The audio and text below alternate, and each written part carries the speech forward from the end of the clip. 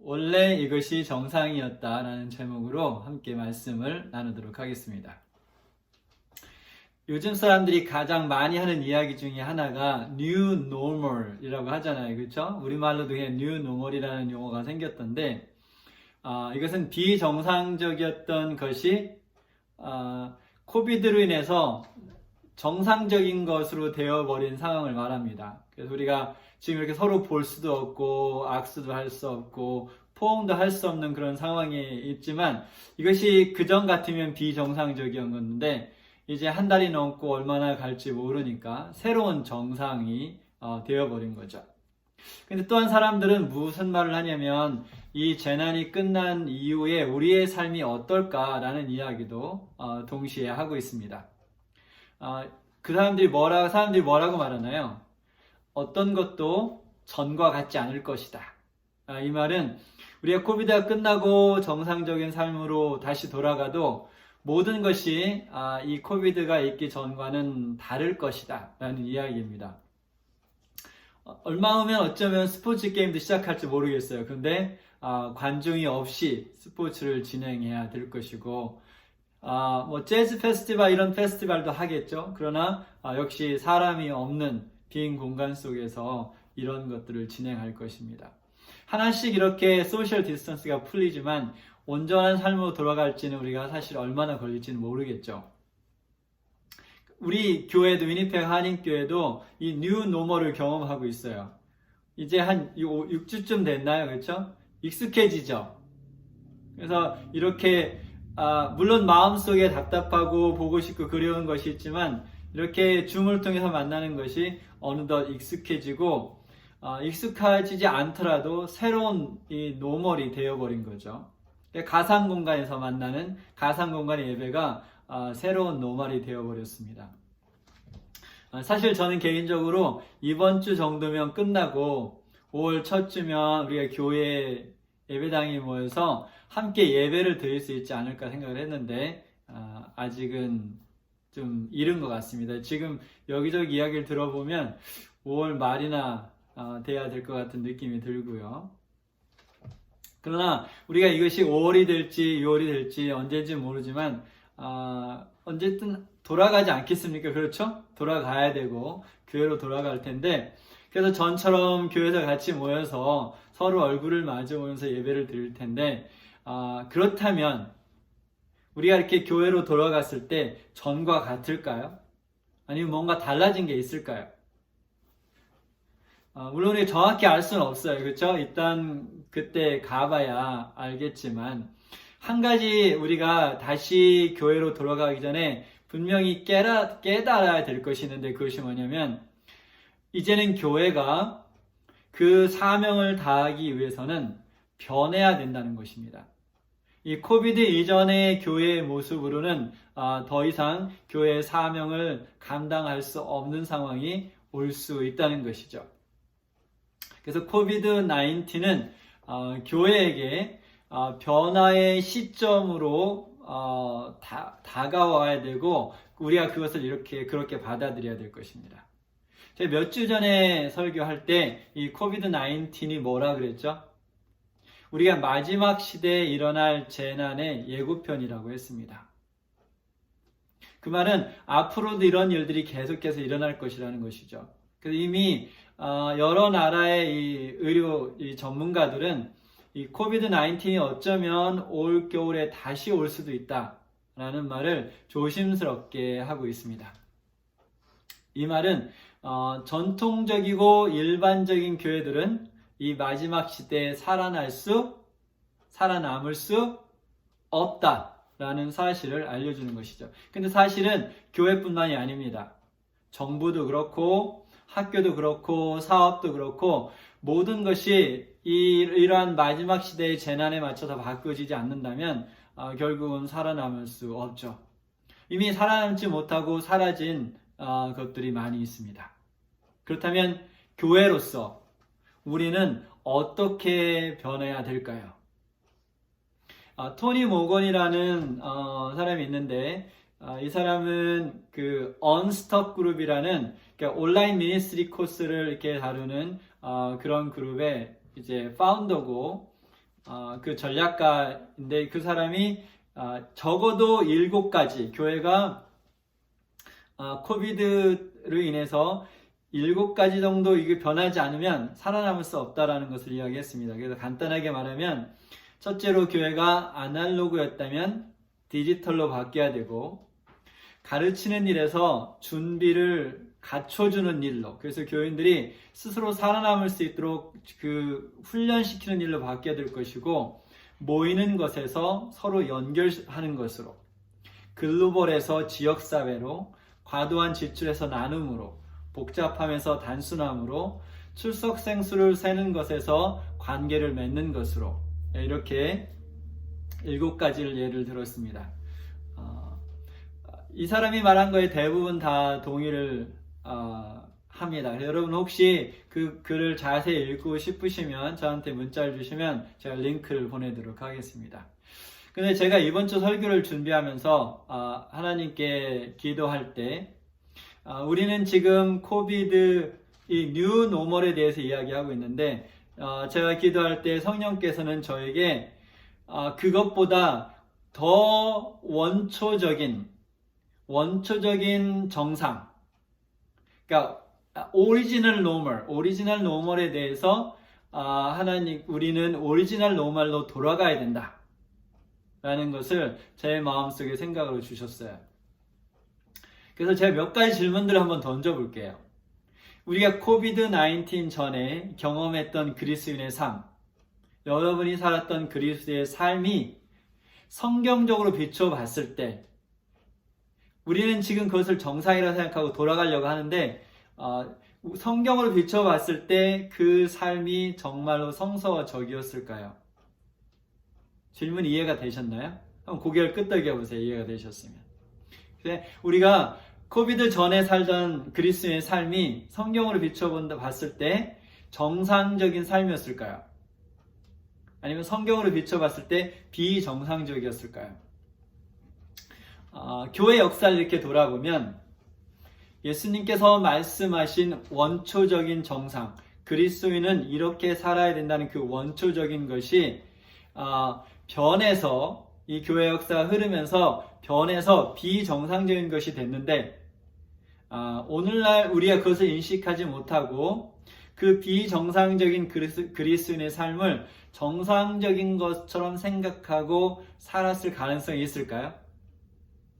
이해됐죠? 그렇죠? 가장 큰 변화 중에 하나는 교리적인 부분을 본다면 토요일이 아닌 일요일에 예배를 드리는 것입니다.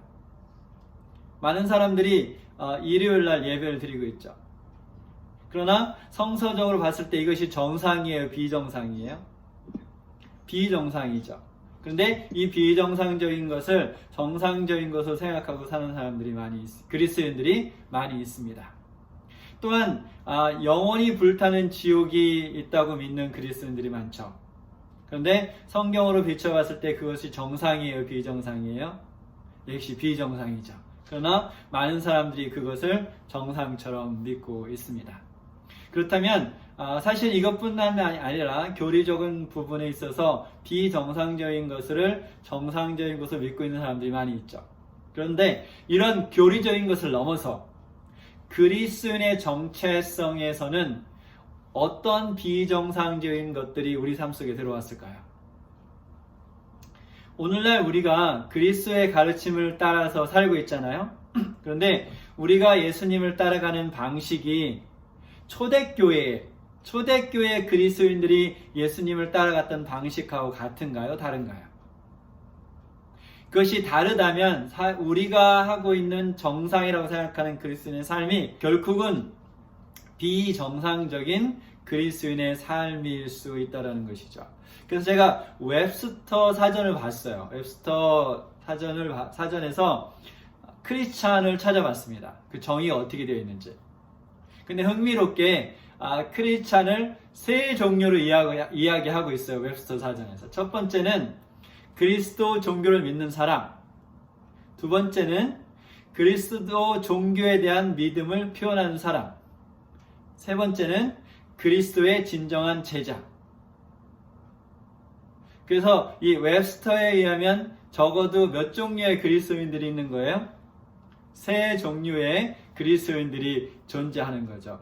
그러나 예수님께서 나를 따르라 하고 했을 때 그 그리스도인이 세 종류가 있었을까요? 아니죠. 그렇죠? 한 종류만 있어야 되는데 우리가 웹스터 사전을 통해서 보면 혼동스러워요. 왜 세 종류가 있을까? 그래서 그렇다면 예수님에게 물어보는 게 제일 좋겠죠. 예수님께 여쭤보는 것이. 그렇죠? 그럼 예수님은 그리스도인을 뭐라고 표현했는지 보겠습니다. 누가복음 9장 23절에서 26절 보면 또 무리에게 이르시되 아무든지 나를 따라오려거든. 결국은 누구를 말하는 거죠? 그리스도인. 아무든지, 그래서 누가복음 9장 23절에서 26절 아무든지 나를 따라오려거든. 이 말은 그리스도인이 되려거든. 자기를 부인하고 날마다 제 십자가를 지고 나를 따를 것이니라. 누구든지 제 목숨을 구원하고자 하면 잃을 것이요. 누구든지 나를 위하여 제 목숨을 잃으면 구원하리라. 사람이 만일 온 천하를 얻고도 자기를 잃든지 빼앗기든지 하면 무엇이 유익하리요? 누구든지 나와 내 말을 부끄러워하면 인자도 자기와 아버지와 거룩한 천사들의 영광으로 올 때에 그 사람들을 부끄러워하리라. 또 예수님께서는 마태복음 10장 37절에 아버지나 어머니를 나보다 더 사랑하는 자는 내게 합당하지 아니하고 아들이나 딸을 나보다 더 사랑하는 자도 내게 합당하지 아니하며, 그리고 요한복음 14장 15절에는 너희가 나를 사랑하면 나의 계명을 지킬 것이니라. 지금 예수께서 하신 말씀이 우리가 대충 듣고 흘려 듣고 넘어갈 말인가요? 아니면 심각하게 생각해 봐야 될 말인가요? 사실은 엄청나게 심각한 상황인 것을 알 수 있습니다. 뭐가요? 삶과 죽음이 왔다 갔다 하는 심각한 말을 예수님께서 하고 있어요. 무엇을 말씀하실 때? 그리스도인이 무엇인가를 말씀하실 때. 그래서 지금 우리가 무엇을 들어봤습니까? 예수님께서 말씀하신 그리스도인의 정체성이 무엇인지, 그리스도인의 정의가 무엇인지 들어봤어요. 그럼 우리가 이 생각을 해볼 수 있죠. 예수님께서 말씀하신 그리스도인과 오늘날 그리스도인과 이게 동일하게 매치가 되나요? 아니면 오늘날 그리스도인이 다른 모습으로 보이나요? 네, 다른 모습으로 보이는 것을 알 수 있습니다. 사람들이 농담처럼 말하는데 사실은 굉장히 가슴 아픈 농담이죠. 일요일 교인, 안식일 교인. 이게 무슨 말이냐면 일요일 날만 교인이고 안식일 날만 교인인 거예요. 언제만? 교회 갈 때만 교인이고 나머지 시간에는 교인하고 상관없는 삶을 살아가는 사람들을 그냥 농담으로 일요일 교인, 안식일 교인이라고 표현을 합니다. 그런데 어쩌면 그 사람들은 그렇게 하면서도 이미 그리스도인으로서 충분히 해야 할 일을 다 하고 살고 있다고 생각할 수도 있어요. 그렇죠? 일주일에 한 번 교회 가서 예배를 드리는 것으로 나는 이미 그리스도인의 의무를 다하고 있다라고 생각하는 사람들도 사실은 굉장히 많이 있죠. 사실은 오늘날 살고 있는 대부분의 그리스도인들이 무슨 경험을 해본 적이 없냐면 누군가에게 자기가 믿고 있는 이 믿음을 정말로 진지하고 심각하게 나눠본 경험이 없는 그리스도인들이 대부분이라는 것이죠. 예수님께서 뭐라고 말씀하셨는데도 마태복음 28장 18절에서 20절에 보면 하늘과 땅의 모든 권세를 내게 주셨으니 이러므로 너희는 가서 모든 민족을 제자로 삼아 아버지와 아들과 성령의 이름으로 침례를 베풀고 내가 너에게 분부한 모든 것을 가르쳐 지키게 하라 라고 말씀하였음에도 불구하고 오늘날 교회를 다니고 있는 80에서 90% 이상의 사람들은 한 번도 이 경험을 해보지 못했다는 것이죠. 그렇다면 우리가 다시 한번 생각해 볼 만한 질문이 있습니다. 만약에 예수님께서 말씀하신 정상적인 그리스도인의 삶이 오늘날 그리스도인의 삶의 모습이 아니라면 무엇이 이 원초적인 정상을 바꿔놨을까요? 그래서 오늘 짧게, 아주 정말 짧게 우리 교회 역사를 한번 살펴보도록 하겠습니다. 사도행전에 보면 예수님이 승천하신 이후에 제자들이 같이 모여서 기도할 때 성령을 받죠. 그리고 나서 그들이 복음을 전하기 시작했을 때 무엇이 그들에게 같이 왔습니까? 핍박. 엄청난 핍박이 그들에게 몰려왔어요. 그래서 모든 그리스도인을 잡아서 죽이라는 명령이 떨어졌고, 그래서 결국은 스데반 집사가 죽은 이후에 12제자를 제외하고는 모두 다 어디를 떠납니까? 예루살렘을 떠나죠. 그래서 핍박과 함께 그들의 초대교회가 시작됐고, 그들은 핍박을 받으면서 이 온 세상으로 퍼져서 나가서 복음을 전하기 시작했습니다. 그런데 이렇게 시작한 교회가 언제 변하기 시작했냐면 312년에 엄청난 일이 일어났어요. 무슨 일이 일어났습니까?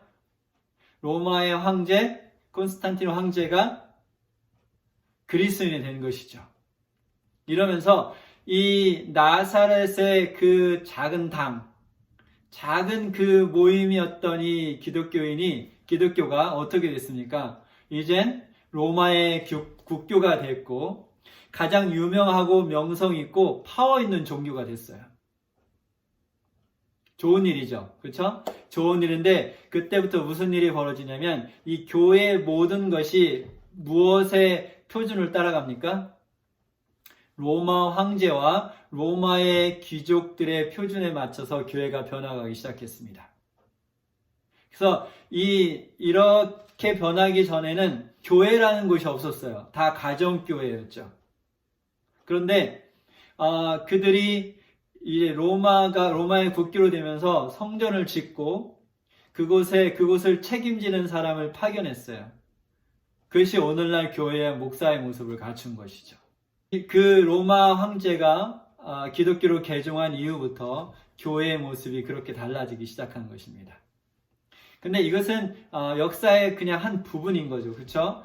이 로마 황제와 국교뿐만이 아니라 다른 여러 요소들이 원초적인 정상을 바꾸는 데 기여했습니다. 그래서 이렇게 세월이 흐르면서 결국은 예수 그리스도로 시작한 이 교회가 원래는 섬김의 종교였었는데 무슨 종교로 바뀌어갔냐면 섬김을 받는 종교로 바뀌었어요. 그래서 세상 끝까지 나가서 복음을 전하는 대신 교회에 출석해서 서비스를 받는 종교로 바뀌었습니다. 그래서 영어로 예배를 어떻게 표현합니까? Church Service라고 그러죠. 그렇죠? 서비스를 제공하고 서비스를 받는 것으로 교회의 모습이 바뀌어갔어요. 그래서 이제는 멋진 옷을 입고, 그렇죠? 저도 양복을 입었는데 멋진 옷을 입고 교회에 가서 우아하게 앉아서 아름다운 목소리로 찬양하고 말씀 듣고 또 종교적인 대화를 나누는 것이 새로운 정상적인 그리스도의 삶으로 자리를 잡았던 것입니다. 근데 오해하지는 마세요. 그렇게 하는 것이 또 아까 말씀드린 것이 나쁘다는 것이 아니라 그것이 그리스도의 삶의 모든 것이 된다면 그거는 비정상적인 그리스도의 삶이라는 것이죠. 그러나 그렇게 바뀌어갔어요. 예수님께서는 이 교회의 기초를 놓기 위해서 그분의 생명을 십자가에 주셨습니다. 그분이 사람이 되신 것은 섬기기 위해 오셨다고 했습니다. 그분은 잃어버린 자를 찾아 구원하기 위해 이 땅에 오셨습니다. 그러나 교회는 어느 시점부터 섬김을 받기를 원하는 귀족 교인들을 산출해내기 시작했습니다. 뭐 대신? 섬기고 세상에 나가서 복음을 전하는 섬기는 교인 대신 교회에 와서 서비스를 받는 귀족 교인들을 산출해내기 시작했다는 것이죠.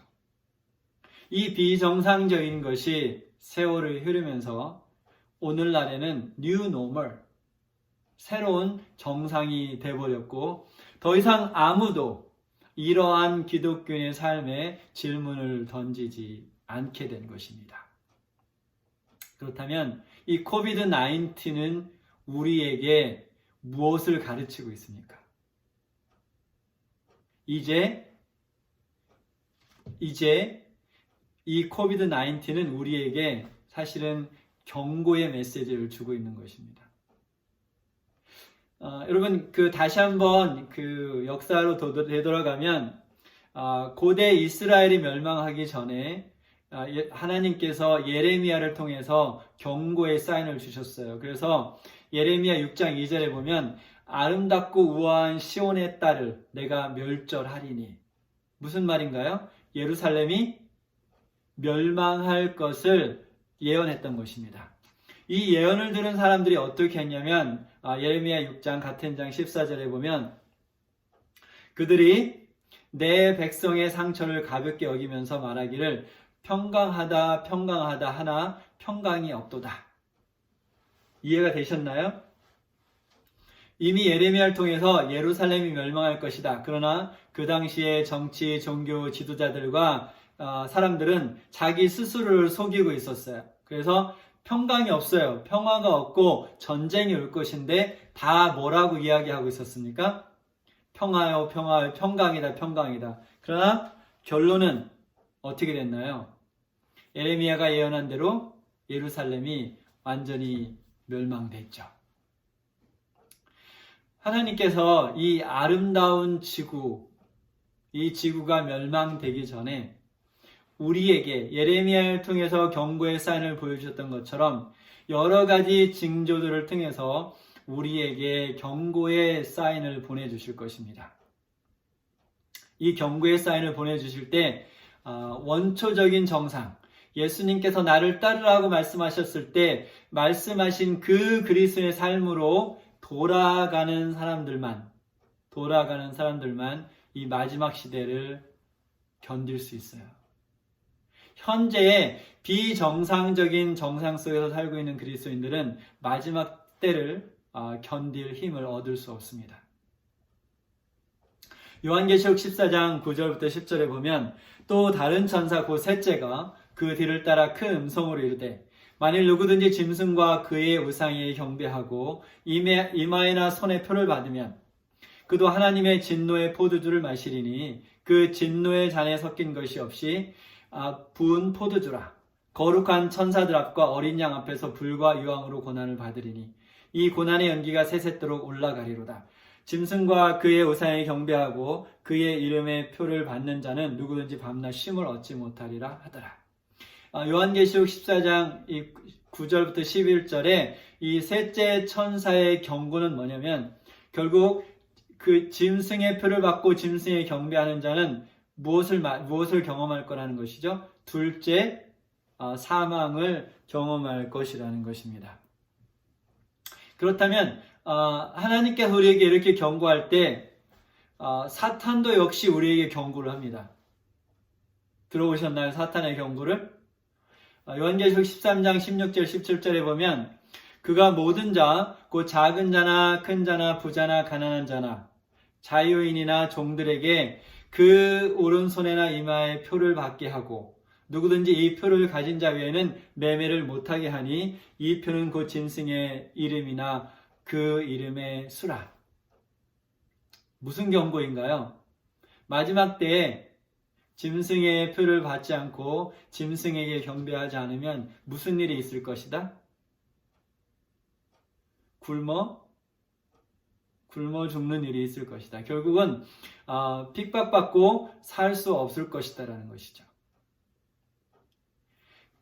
이 요한계시록 14장 셋째 천사의 경고와 요한계시록 13장의 사단의 경고를 우리가 간단하게 정리해보면 그리스도인에서 하나님의 말씀대로 살면 어떤 일이 벌어질 수 있다는 것이죠. 핍박을 받거나 결국은 핍박을 받다가 죽을 수도 있다는 것이죠. 반대로 그렇다면 그리스도인들이 하나님에 대한 믿음을 저버리고 짐승의 표를 받고 짐승을 경배하면 결론은 둘째 사망, 영원한 사망으로 사라질 것이라는 것이죠. 이래도 죽고 저래도 죽을 수 있는데 이것이 바로 예수님께서 나를 따르려면 하고 말씀하신 거예요. 그래서 누가복음 아까 읽었는데 9장 24절에 누구든지 제 목숨을 구하고자 하면 잃을 것이요 누구든지 나를 위하여 제 목숨을 잃으면 구원하리라. 그리스도인이 된다는 것은 삶과 죽음의 문제를 다루는 것입니다.